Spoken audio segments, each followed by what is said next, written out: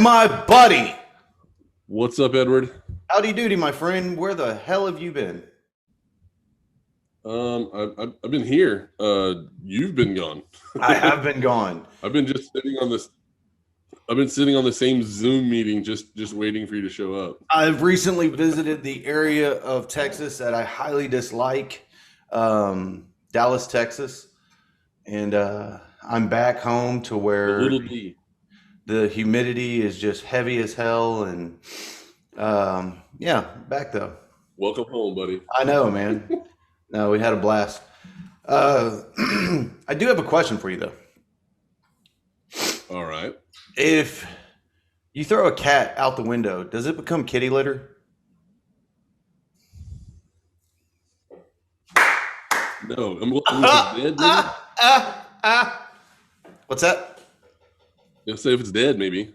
But usually cats land on their feet, right? Oh, good story. That is What true. what what level of this building are we in? Is it like, 2-story building, or is it like 4? Let's go ahead and say it's a high-rise apartment building.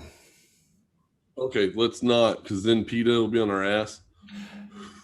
We don't need All that. you animal activists, just let's be clear, we're not going to be hurting any animals. It's just a little dark humor. Apologize if we hurt your cat's feelings. I mean, to be fair, I'm allergic to cats. I'm already kind of starting to itch just talking about it. But if you own a fucking ferret, you need to be seen by a doctor. Yeah, something's wrong with you. I would be more inclined to say it's like a mental issue if you own a ferret. That's weird. Ferret, to me, ferrets are one of the most disgusting animals out there. Like, how do you have this long They're just rat? weird. Yeah, they're not. Have you ever seen a ferret out in the wild? No, just like a gerbil. Outside of a No. pet store, you've never seen them. Right. Unless you're Richard Gere. I mean, like, I don't think you can just go out in your backyard and just dig and find one. That doesn't happen. Oh, honey, that gerbil's back in the backyard eating the rose bushes again. Like, that doesn't happen. Yeah, that doesn't happen. No. No. The Oh, whole thing's weird. I'm with you. And then on top of that, gerbils have like that really long tail. what Who wants what to is do that that? about? What is the gerbil's defense mechanism? know. Like, how do they stay alive in the wild, wherever they come from? Well, look at my dick. That's all I know. Like, that's the only defense mechanism they could have. I don't know. Look at it. Dude, we got a lot to cover today. Oh man, dude. So, what's up? Go ahead. What you got? Oh, I was just gonna say, I don't know. I just had a pretty eventful weekend. Oh, Glad yeah. it's Monday. I'm very glad. Yeah, I mean, baseball all day, and then all-star selection, and then we had a baseball party. It's just, man, having that many people at your house, like, it's cool. I like all the people, but man, it's a lot. How are You you don't realize awake how right tiring now? it is just talking to people. Why are you not sleeping? Well, I've had 3 rock stars and a Red Bull. So Red Bull, Red Bull, Red Bull, Red actually, Bull, I Red didn't Bull. drink a Red Bull. Yeah, because Yeah, I can't. I just can't do Red Bull. we've covered that. And you know what? We put out the I mean, poll. like coffee. We put out the poll on Yeah. TikTok, and a lot of people come out, and they are still strong fans of Red Bull, which I'm very surprised that people. I mean, maybe it's like a loyalty thing that people want to just drink Red Bull because that's what they remember. I mean, that was the first one, right? Like the first that wasn't like Surge or anything like that. Red Bull was the first only energy drink. And I've had a few, but they're just not like, they never evolved. They just stayed the same. Yeah, well, I mean, they came out with the different flavors. Like they had the red, the blue, and the yellow can, like with the blueberry and Yeah, whatever but they the other all one. tasted like dick. I mean, it was terrible. It was like, it was just, what color dick do you want? That's really all it was, you know? At least it stayed the same size, so you knew what you were getting. Well, right. Yeah, they don't want anybody choking on anything. We got a lot to cover, my friend. Let's get this shit started. You ready? Yes, sir. Let's Let's go. do it. Woo! What's up, ladies and gentlemen? Welcome to another episode of Two Wannabe Athletes Talk Sports. I am Ed, I'm Zach. and here we are, assholes, for another episode. I know we've been gone for a very long time, but here we are again. We got a shit ton to cover. We've been off for like 2 weeks. Family issues, life hits, same old shit, but we're here. And just a reminder, once you get done listening to us, go check out our friends Justin and Christian over at Alcoholics Autonomous. They're also on Spotify. Great guys, great show, funny shit. Check them out, please. Zach, I want to jump right into the whole Aaron Rodgers situation. That thing it's a snowball that is rolling downhill, that is continuing to get bigger and bigger. This past weekend, they signed a third quarterback. I don't really know if that's of any consequence, but they present it like it's a big deal because of the fact that they signed another quarterback, right? Like they're kind of preparing for Rodgers not to be there. Yeah, I guess I just don't understand, because it's like the Tim Tebow thing, right? They're talking about Tim Tebow being signed, and maybe he'll threaten Trevor Lawrence for the starting job. And A, that's not going to happen. But B, do you really think that Blake Bortles is anything to even worry about? He's just a body at this point.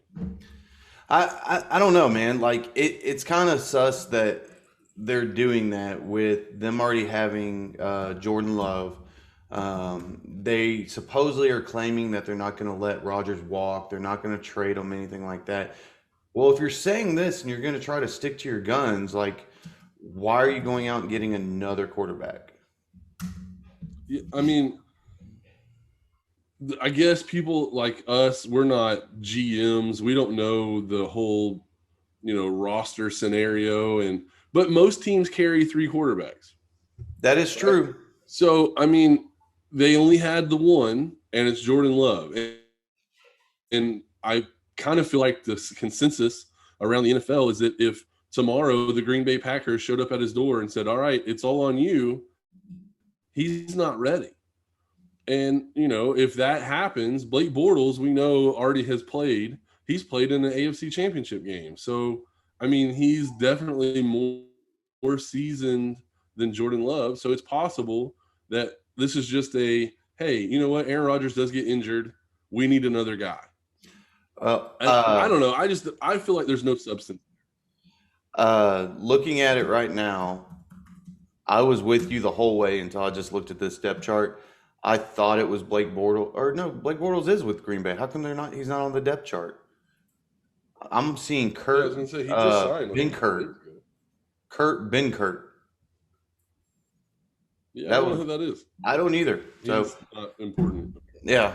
Well, neither is Blake Bortles. Yeah, but apparently somebody thinks he's important enough to have a job. Yeah.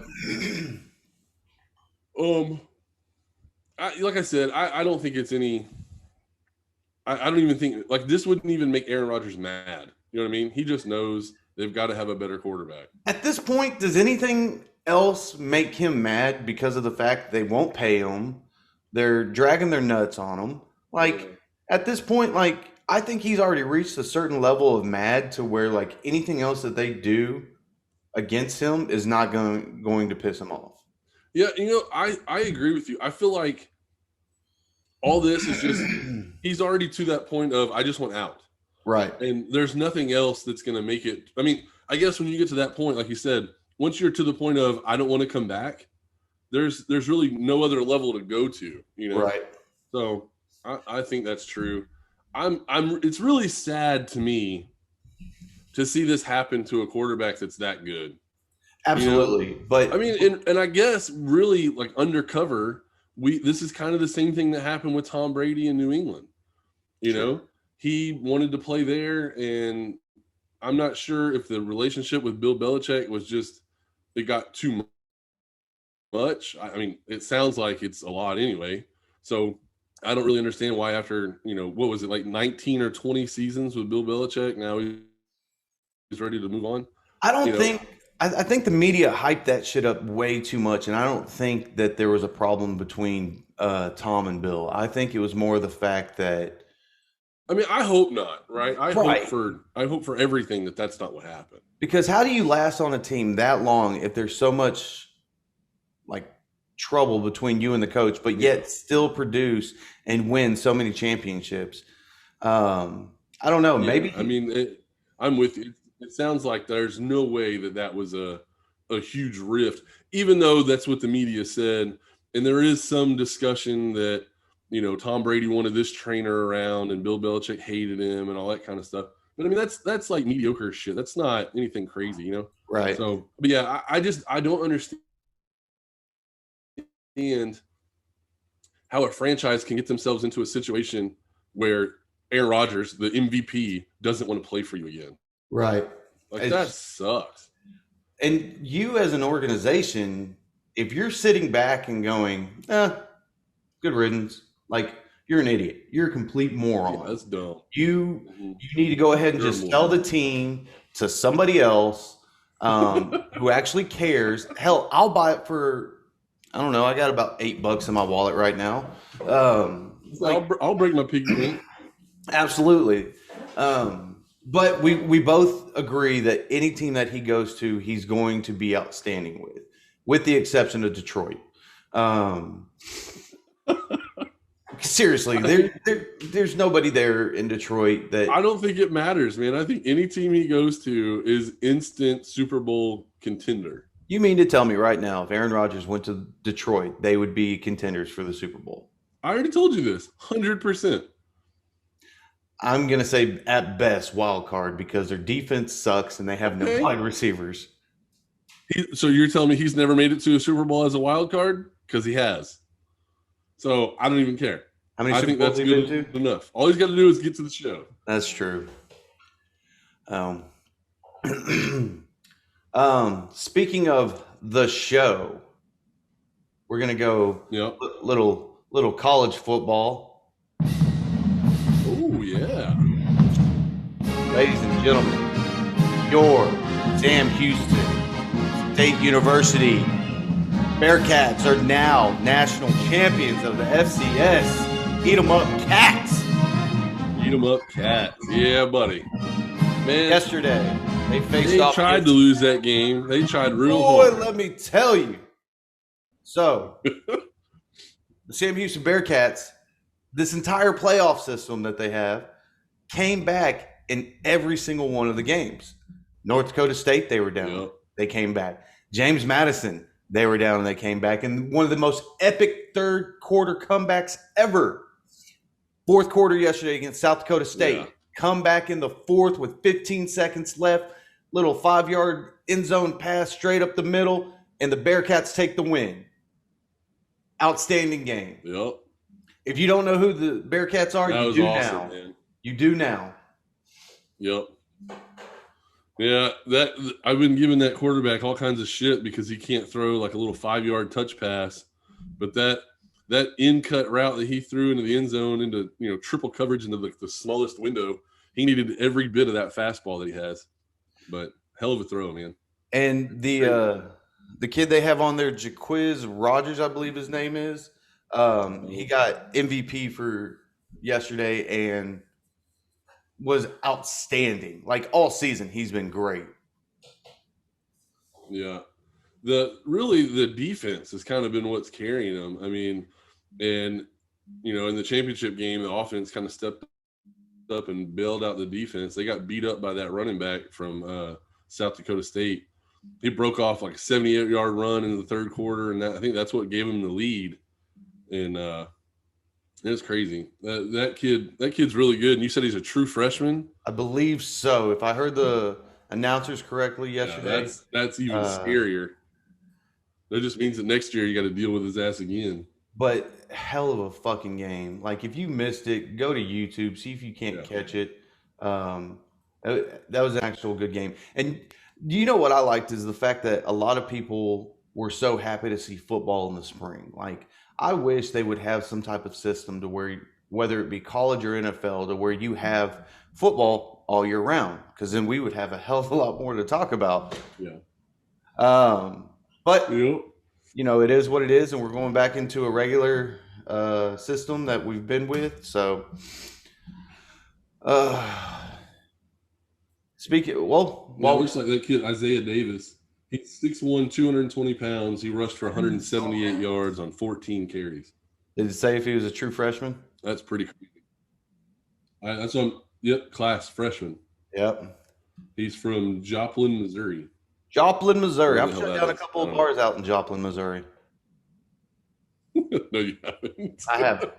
I have. If you were to give me a blank map, I couldn't tell you where Missouri is. I might be able to tell you where Missouri is, but I definitely can't tell you where Joplin is. Well, if you can find Missouri, I'm sure you can find Joplin. I mean, it's a pretty big state. Is it? I mean, it's not that big. I mean, it's not Texas, but That's what she said. Fuck it. We're still on football talk. Did you see former first round pick for the Carolina Panthers, Kelvin Benjamin, is now playing for the New York Giants, and they're testing him out as a tight end? Thoughts? Well, I mean, he did kind of eat himself into that role, so it's a big dude. He's got the body frame for it, right? We know he has the speed. His hands kind of fell off in the second season and didn't really do much after his rookie season. But coming in as a tight end, I'm not mad about it. I'm very curious to see how this works, especially with Evan Ingram there. I don't know if they're looking at getting rid of Evan Ingram, if they're going to run a double tight end system, what their plan is, or he's just going to simply be a backup. I have no idea. Yeah, I mean, he's 30 years old. He hasn't played since 2018. So, I mean, I guess if you really are dedicated and want to get back in the league, you have to reinvent yourself and change your position. And I kind of applaud him for doing that. Because I know, I mean, you get to the NFL because you're an alpha male. You get to the NFL because you're dominant. You are secure in your abilities, and you don't let anybody tell you can't do it. And for him to kind of swallow that pride pill to know, you know what, I'm not a wide receiver anymore. I'm a tight end. I'll go play tight end. Like, that's a pretty big deal. Now, granted, I'm not saying that he's going to be successful or he's going to be the best tight end in the league or anything like that, but I think it's cool that he realized that he's no longer a wide receiver just because he likes to eat. That's no big deal. I like to eat. I don't fault him for that. I look at their depth chart right now, and I completely forgot that they picked up Kyle Rudolph in the offseason. So for some unknown reason, they are stacking up on tight ends, unless they are looking at after June 1st having a lot of trade bait for something else. That could happen. I think it's cool though that they're giving him a shot, because when he was a wide receiver, he was pretty explosive. Right. So probably going to be a little bit faster than most of the linebackers that would cover a tight end anyway. You know what I mean? So I think it's a good move. It's at least an experimental. It shows to me that the Giants are trying to win, man. They're looking at every avenue to try to win, because they, how many wide receivers did they have? Only really one that was any good. Now they drafted a new wide receiver. They picked up Evan Ingram, hasn't really been up to par, so they picked up they got Kenny Golladay, like you said. Now they're looking for Kelvin Benjamin. Yeah, they got Kenny Golladay in the offseason as a big free agent. So I feel like they're making moves. So now it's all on, as you call him, Danny Dimes. Danny Dimes! Now it's all on Danny.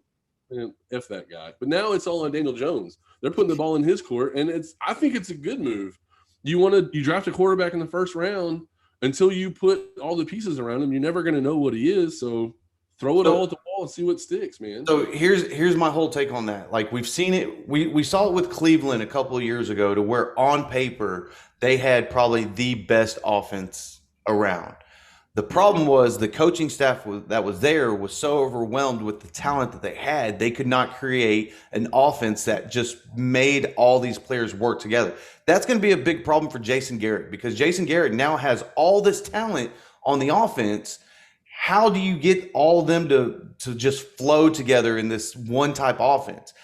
I'm not a huge fan of Jason Garrett because of the fact like he had people in Dallas that knew how to just put these pieces together with Tony Romo being there, with Dak at the beginning and Zeke at the beginning.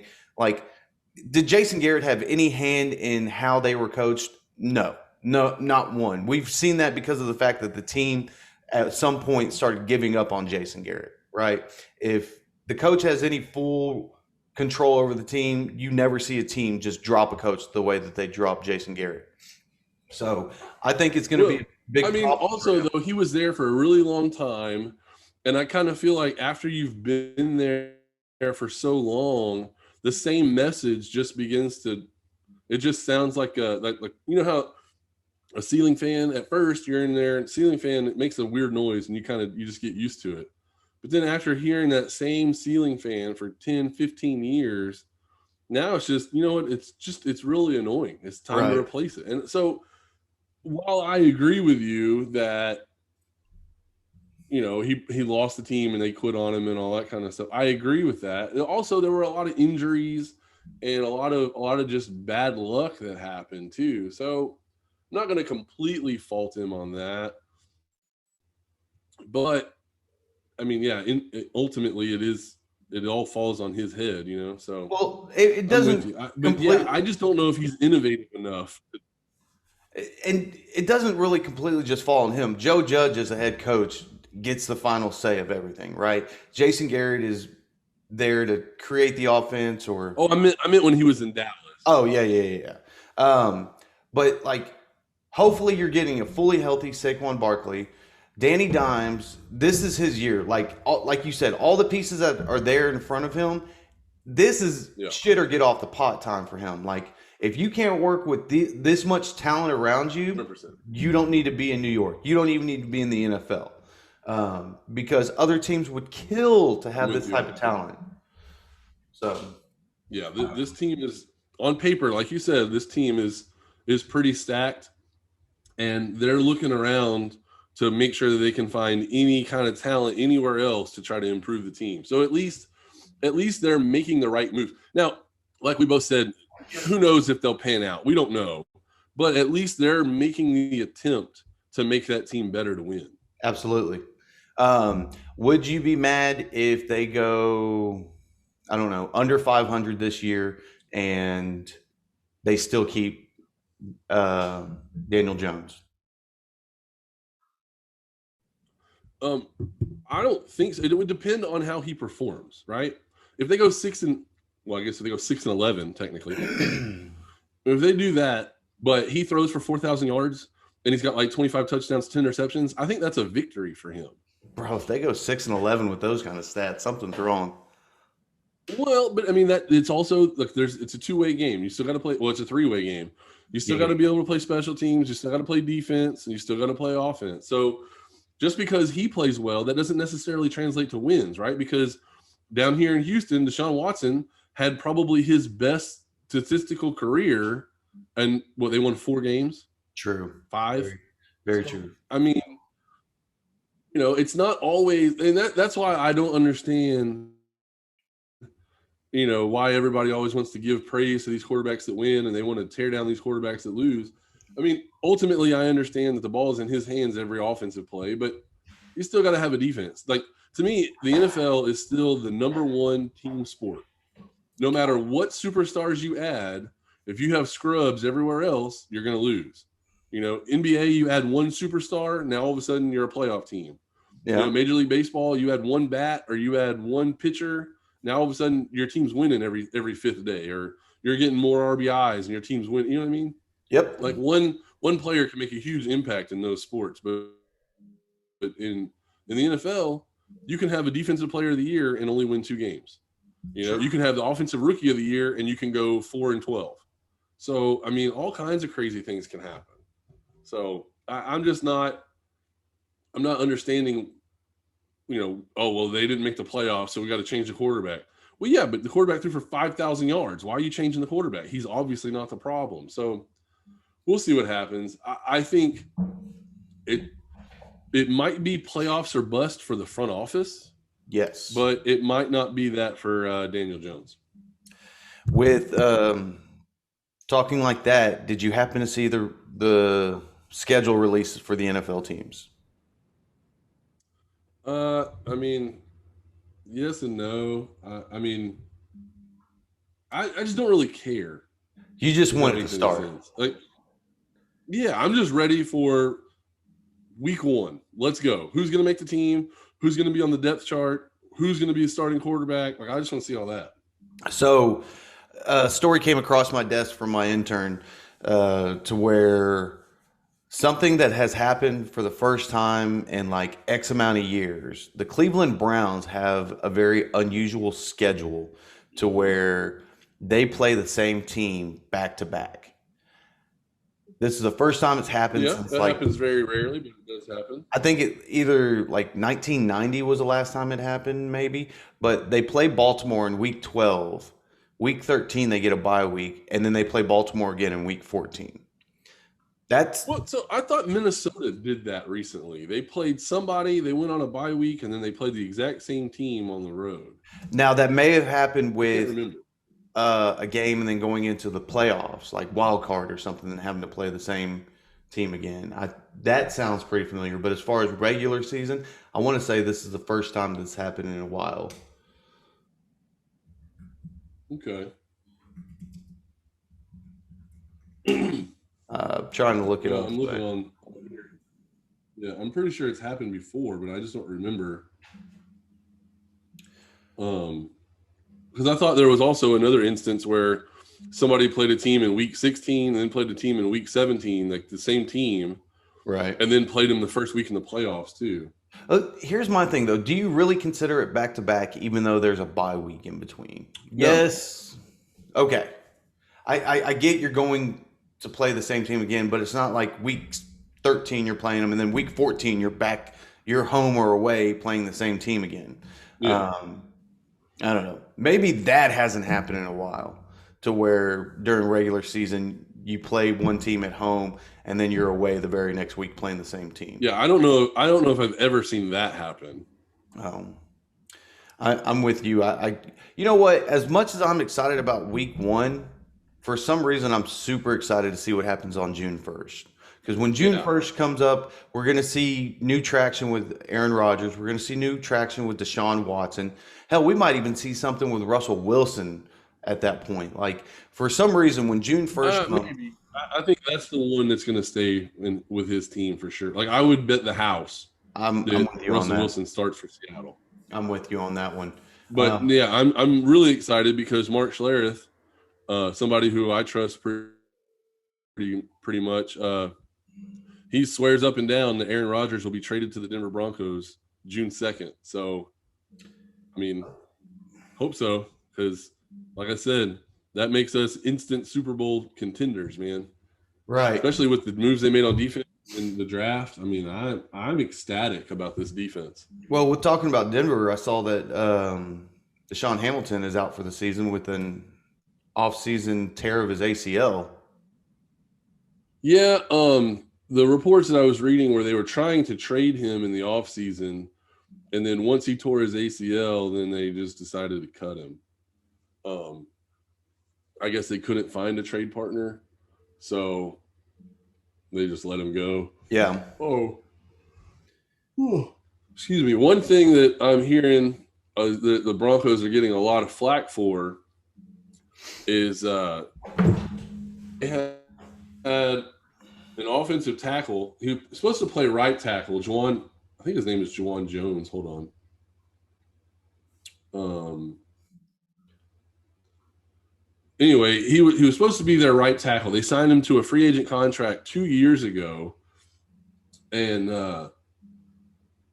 he never actually played for them. So I'm not sure what the contract was for or anything like that, but it was pretty big money. It was a pretty big free agent contract, and he never played for the team because he opted out for COVID, and then he got hurt. Yeah, Juwan James is his name. He opted out for COVID, and then in 2020 he got hurt, never played, and then now this year he tore his Achilles, and so they cut him. And the reason why they cut him is because if they kept him on the roster, they would owe him like $20 million. Oh shit. And so a lot of players around the NFL, Russell Wilson included, are kind of going and saying that that's a really shitty thing to do to an NFL player. Basically, take his money away from him when he really needs it most. And I don't know exactly how I feel about that because, yeah, I agree. That's pretty shitty. Hey, you're cutting a guy who got hurt and he's probably going to need that money to rehab and get back together and all that kind of stuff. But at the end of the day, you signed him to a contract and he never played it down for you, right? So you've been paying the guy to not do anything. True. So I'm not really sure how I feel about that because, like I said, he opted out one season for COVID. So like he wasn't even hurt. He just decided not to play. That's on him. And then last year he got hurt and they kept him on the roster and they still paid him. So now he got hurt again and they're just deciding they're not going to pay him this time. I don't blame I'm okay him. with that, I think. I don't blame him. Like, you're apparently something that we're wasting money on because you keep getting hurt or you're making personal choices that are affecting the team. So sorry about your luck, dude. Good luck in the future. Kick rocks. Yeah, like I wish him all the luck. I definitely want him to play in the NFL. It says here he signed a 4-year, $51 million contract March of 2019. And he played 63 snaps.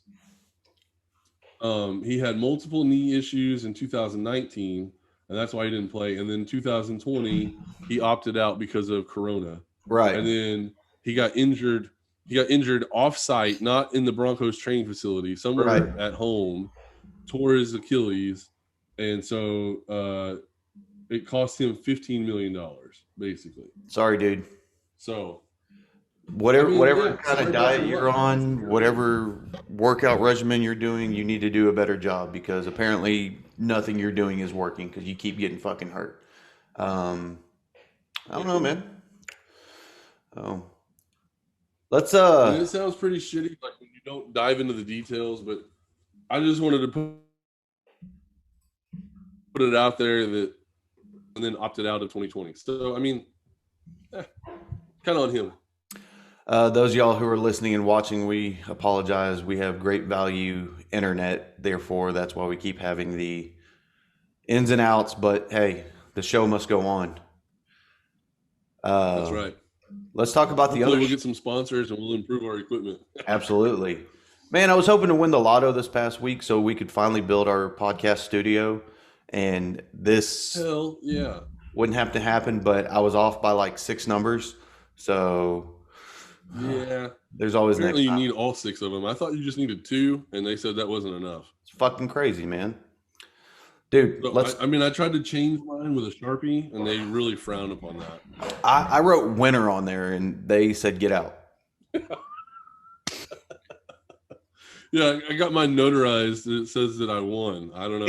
They said that didn't work either. In 2021, if you're able to identify as a unicorn penguin that speaks German, like I should be able to walk into a convenience store and say, I'm a lottery winner. Pay me my money. Just saying. Exactly. I want to identify as a 25-year-old. Can I do that? Sure you can. You can be anything you want to be. Like your parents always told you growing up, you can be anything you want to be. I walked into my boss's office. Yeah, but I think now that we've made our, I think now that we're over the age of 30, we realize that was all bullshit. That's how I feel. I walked into my boss the other day and said, "I'm your boss now." He said, "Get the fuck out." That's not how this works. Get the fuck out. Yes, sir. Well, so speaking of being 30, Albert Pujols is significantly older than that. That he is. He's like 75. I think he's 42, but whatever. He's closer to 75. He might be batting 75. I'm not really sure. True. So kind of weird. He was cut by the Angels, right? Which is usually odd to do that to a player who starts for you to do that after 1 month of the season. But they did it. They obviously didn't think that he was worth anything. He's not even hitting his weight right now, so that's probably why. from what I read, they cut him. The Dodgers, he signed with the Dodgers. Like, he cleared waivers. Nobody wanted him. Nobody wanted to pick up his salary. He cleared waivers and he signed a contract with the Dodgers for a prorated salary that's like the minimum I think is $520,000, and Roughly. because they've already played a month, it's a prorated salary. So I think he's only getting like $400,000. But the Angels are still paying him $30 million this year. That's nuts. That was the crazy part when I saw that. Yeah. Like, Yeah. if you're Albert Pujols, So you don't care what team you go to because you're still going to be getting paid. well, and that's what I was gonna say. Like, I feel like you wouldn't care what team you go to, but you can tell that he gave a shit because he went to the Dodgers. And now people are going to say, well, you know, he just went from one California team to another. No, he didn't. He's trying to get another ring. He is chasing a ring. And you know what? That's not a bad team to pick. So I want to say that I fault him and I hate him or whatever, but I think it's a good choice. I mean, they are in third place currently in their division, but they're losing to the Giants. So, I mean, I was happy to I'm see not really that. thinking that.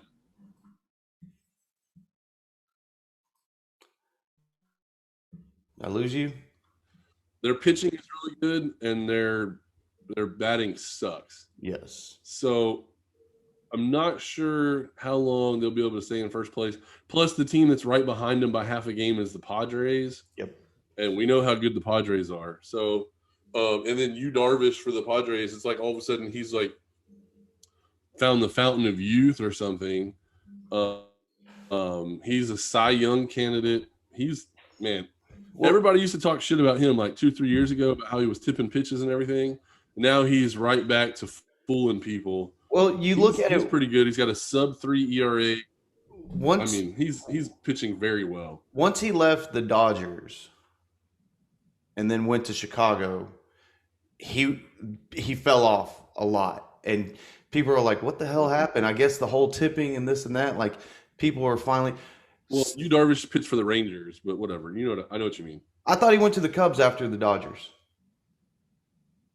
No. What I'm saying is he pitched for the Rangers, and then he pitched for the Dodgers, and then he pitched for the Cubs. Yeah. Yeah, that's what I'm saying. Like, we all saw him as a Ranger, like originally, right? Like where he came onto the scene and was badass was with the Rangers.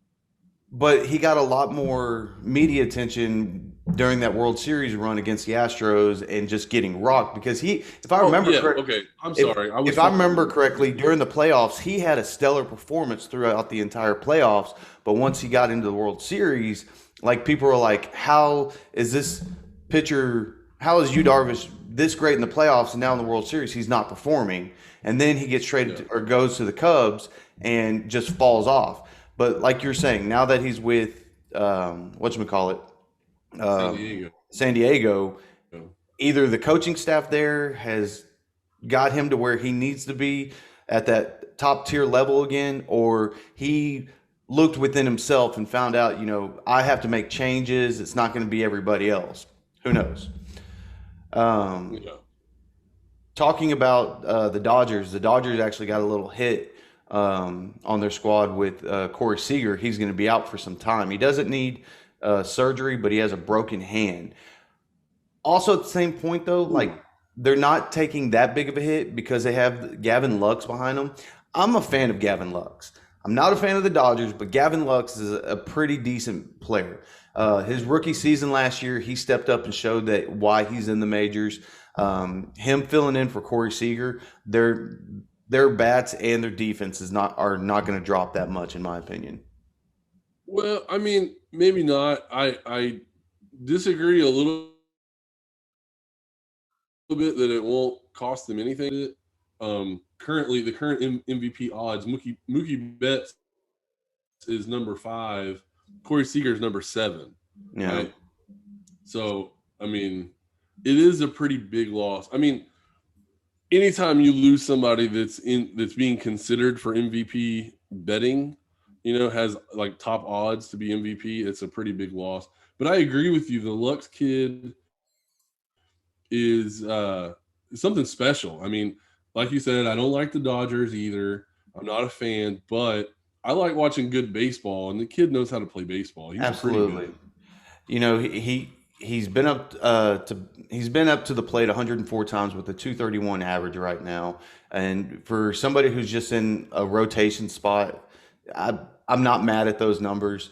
Now that he's probably going to get a lot more playing time, we're probably going to see, hopefully for their sakes, he steps up and puts up almost similar numbers to what Corey Seager was putting up. Now I know people are like, whoa, whoa, whoa, you can't say that.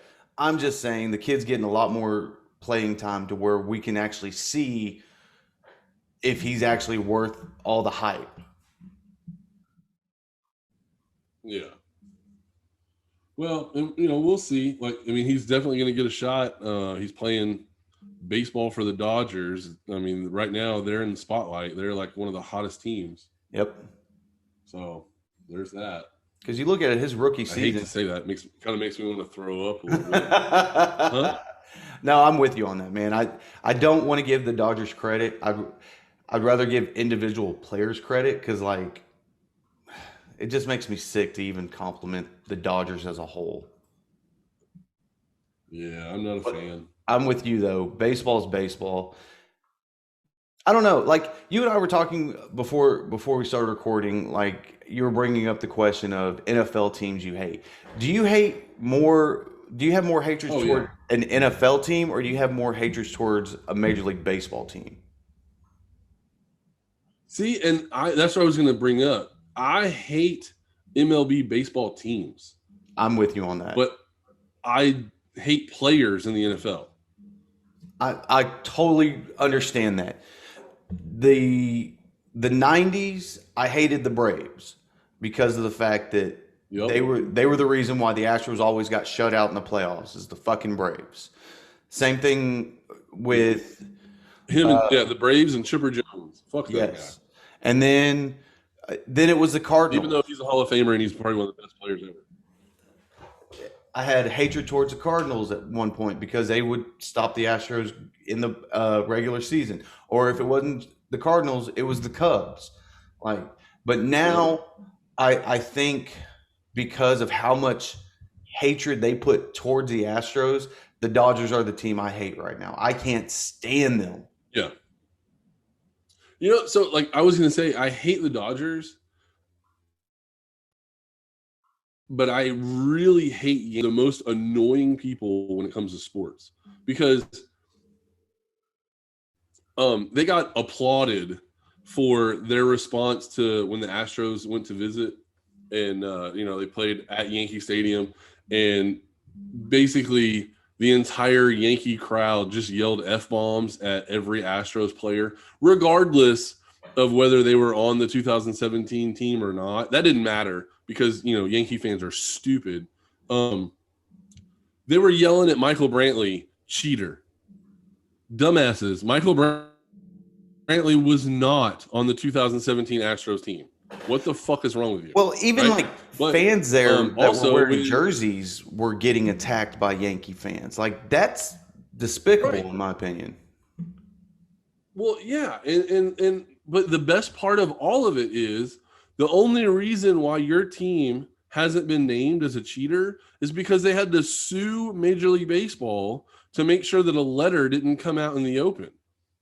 And the letter was not supposed to come out in the open because of, quote, detrimental it could cause detrimental harm to the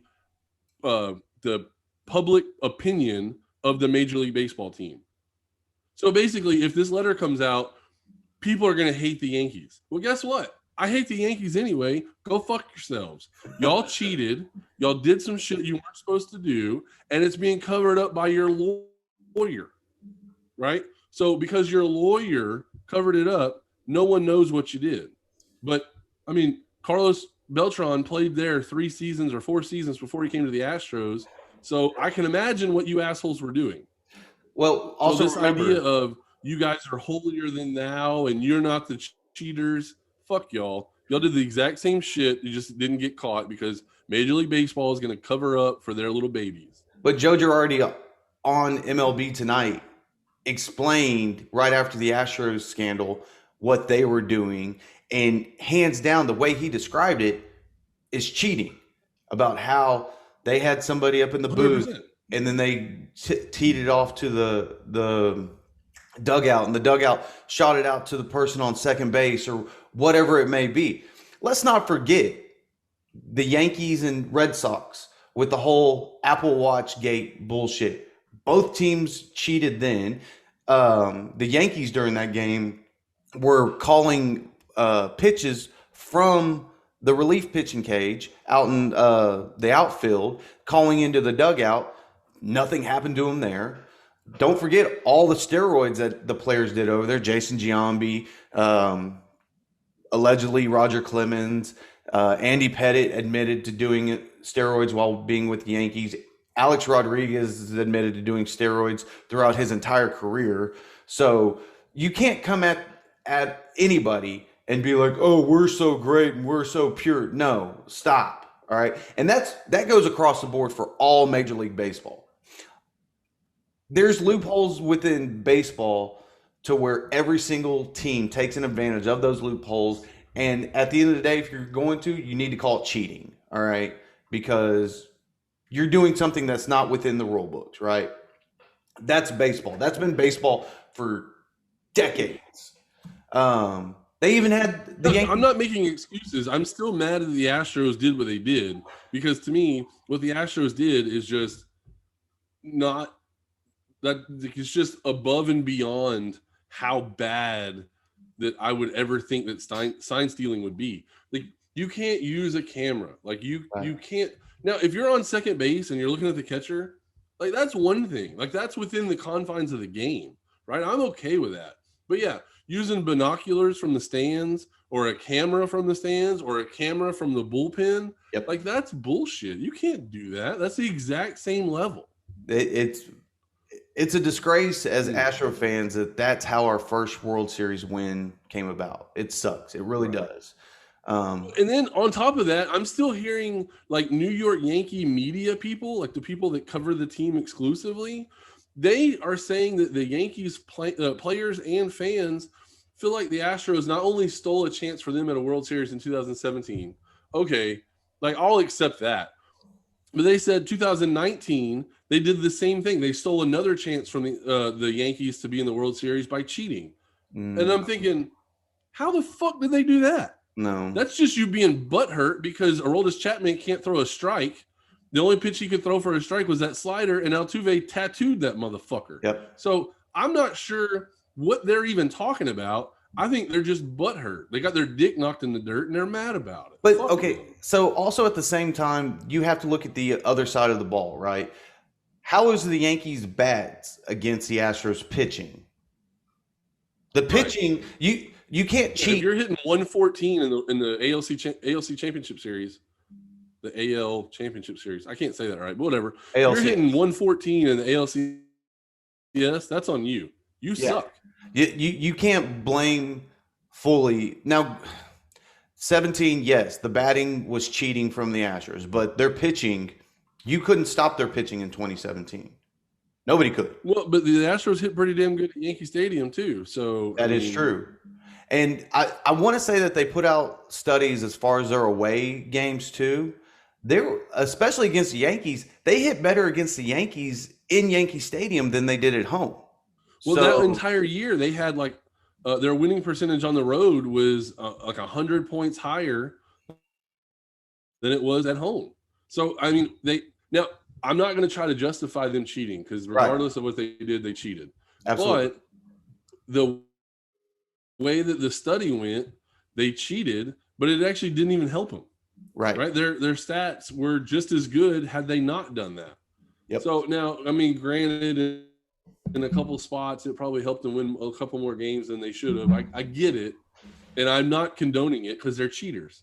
Yep. But I have this problem of they're the only ones that did it. That's where I draw the line because I know there's no fucking way they were the only ones that were doing that. Well, we already know that they weren't the only ones because the Red Sox have been caught twice now, and they just got a slap on the wrist. Right. So, and then like you said, the Yankees, they're protecting them. That's a problem that I have with baseball is the fact that they're protecting their premier teams, right? Um, Yeah.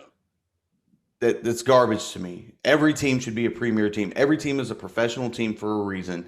They all need to be the same, however you treat it. The Red Sox got caught twice cheating, Yeah. whereas the Astros only got caught once cheating, and they got the harshest punishment ever delivered to a team in MLB history. The Red Sox, their coach got fired and their video manager got fired. Nothing happened to the players. Nothing happened to their draft pick. Right. Garbage. Whatever. And it's all garbage. Looking at the standings this far into the season, do you see any surprises at top of divisions or anything? Well, I mean, I'm looking at the National League right now. Like I said, the Giants are kind of a surprise just because I don't think it's sustainable. I mean, when you look at their splits, they're 14-4 at home and they're 10-12 on the road. So I kind of feel like they're going to start to falter at home. I predicted before the season that they would finish 12 games below 500. So it's about time for them to start losing. Yeah. So we'll see what happens there. And then the Cardinals being on top don't really surprise me. I kind of thought Milwaukee would be better, but they're neck and neck. So we'll see how the rest of the season plays out. I knew with St. Louis getting Nolan Arenado in the offseason, that was going to be a huge help to that offense. And so far, he's been pretty damn good. I'm looking to see where he is on the MVP voting, not voting, MVP odds. He's plus 3,000 currently. 1, 2, 3, 4, which puts him like in 10th place, I guess. He's got the 10th lowest odds to be MVP for the National League. And I kind of think, I mean, it makes sense. He's leading that team. It looks like that team is probably going to end up winning their division. And we'll end up seeing him in the playoffs. That's something I don't know if he ever did at Colorado. So pretty cool for him. And that team actually looks pretty good. I think their pitching is a little bit suspect. We'll have to see. I know Adam Wainwright is a lot older than he used to be, but he's still kind of a crafty veteran. Maybe he can put it together down the stretch, and we'll see what happens there. And then in the NL East, the Mets are leading the division, but they haven't played as many games as everybody else. The Phillies are kind of a surprise. I did not really think that they would be playing so well. I mean, they're only 20-21, so they're not like tearing the cover off the ball or anything. But I mean, they're in second place in the division. I really just thought the Mets and the Braves were the class of that division, and they would just kind of walk away with it. The Braves are surprising me right now. Phillies, like, even though they're only 2 games behind, but they're under 500 right now at 19-21. I really thought that this team would be super close to the Mets. Now, granted, 2 games behind is not that far behind, but still, though, you look at how they especially when we only played 40 games in the whole season. Right. There's still a lot of baseball to play.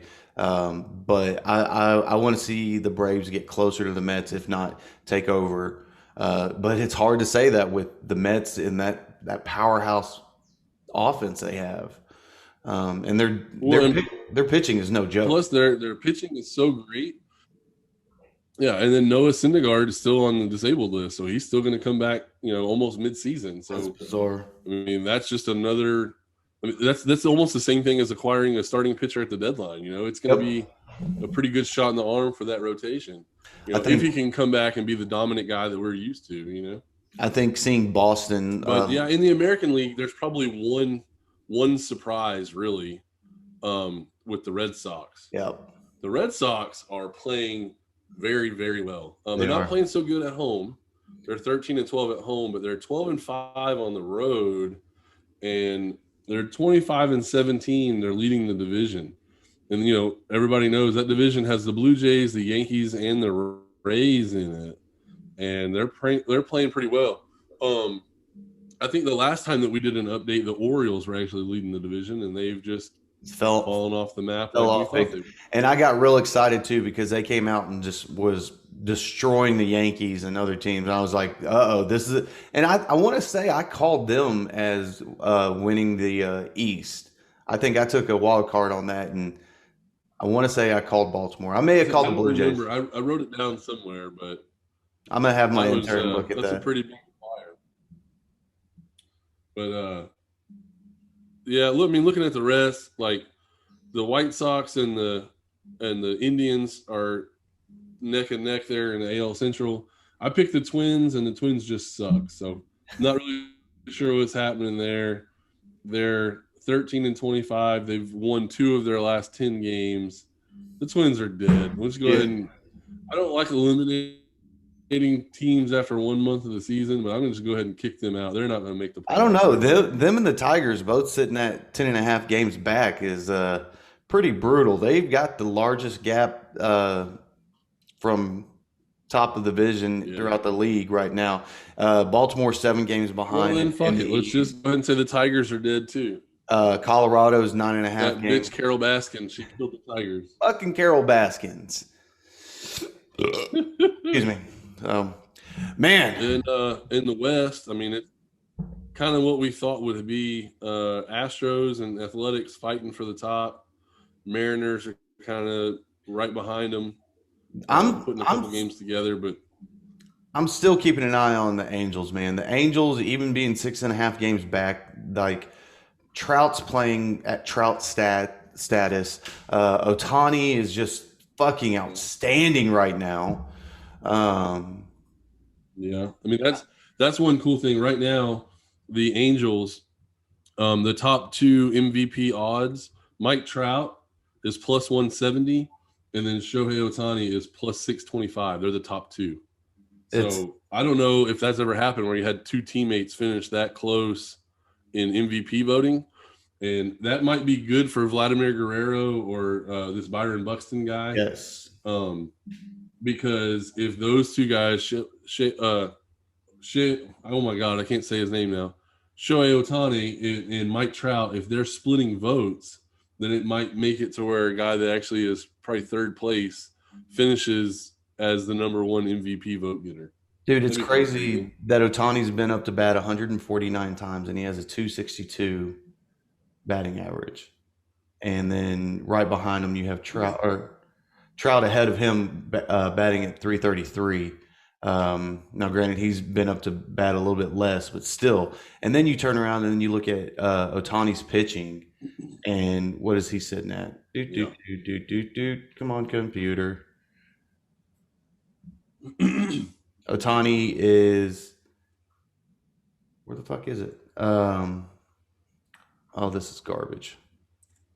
My computer sucks. Let's see. He's batting 262 with 12 bombs, and then where's his pitching stats? Yeah, that's what I'm saying. It's showing a whip of 121 right now. 40 strikeouts. There we go. 2021. He's 1-0. He started 5 games. He's pitched 25 innings, so he averages 5 innings to start. Let's see his ERA.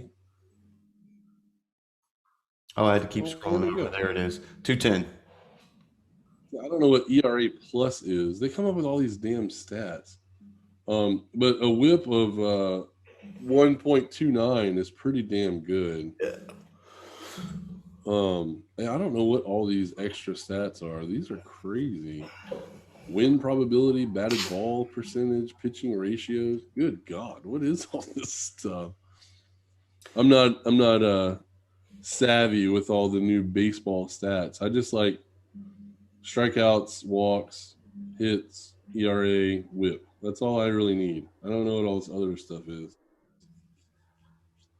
But anyway, to be that important to a team, I mean, that's definitely the reason why he's moving up the MVP odds, because what's the stupid name of the coach? Mike Madden? No, not Mike Madden. Maddox. Joe Madden. Madden. I don't know. Anyway, we know who we're talking about. Yep. Regardless, he's not important.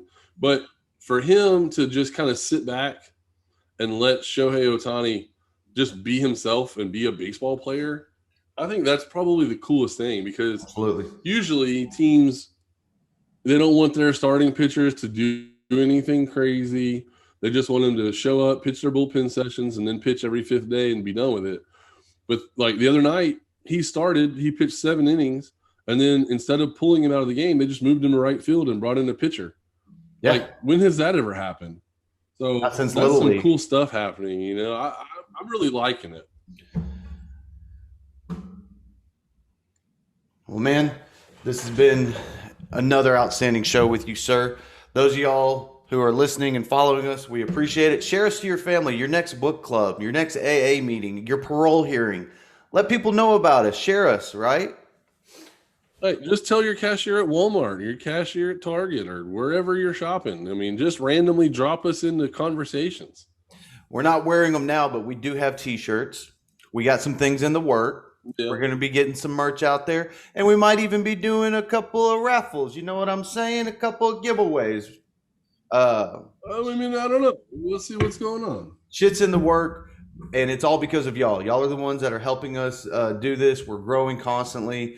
I know we took a 2-week hiatus, but you know, we're back. We're rolling. We're going to keep this shit going, and we're doing it for y'all, and we're doing it for ourselves as well. So, Yep.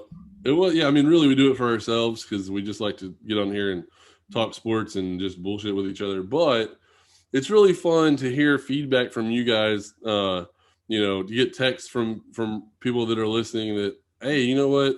This one line that you guys said, man, that was freaking gold. That was awesome stuff. We love hearing those kind of, or reading those kind of texts. That's cool stuff. It motivates us to do more episodes. I mean, I'm already excited to just get up and do these episodes anyway, but I don't know, getting positive feedback really helps too. absolutely. And we're going to keep it going, even if we only have one listener, and that may be my mom, but you know what? Hi, Mom. So, this is another episode of Two Wannabe Athletes Talk Sports. I'm Ed. And we had a delay. I'm Zach. There he is. All right, That was a go. assholes. We'll see you on the next one.